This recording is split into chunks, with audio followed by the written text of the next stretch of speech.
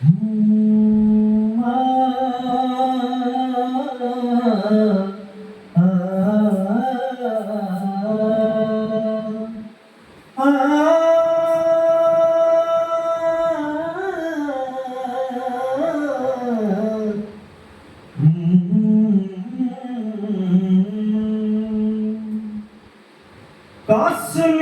जिगर के टुकड़ा कहे हिंदुस्तान, कश्मीर जिगर के टुकड़ा कहे हिंदुस्तान।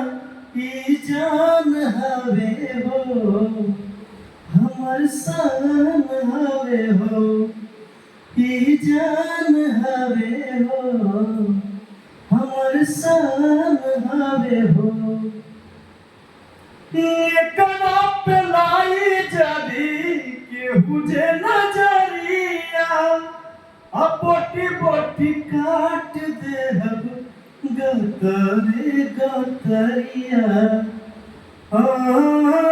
एकरा पे लाई जदी केहू जे नजरिया, बोटी बोटी काट देहब गतरे गतरिया।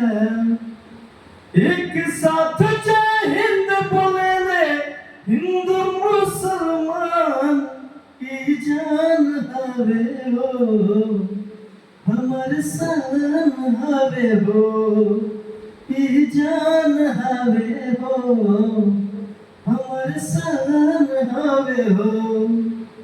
कश्मीर जिगर के टुकड़ा कहे हिंदुस्तान, कश्मीर जिगर के टुकड़ा कहे हिंदुस्तान। की जान हवे हो हमर शान हवे हो, की जान हवे हो हमर शान हवे हो।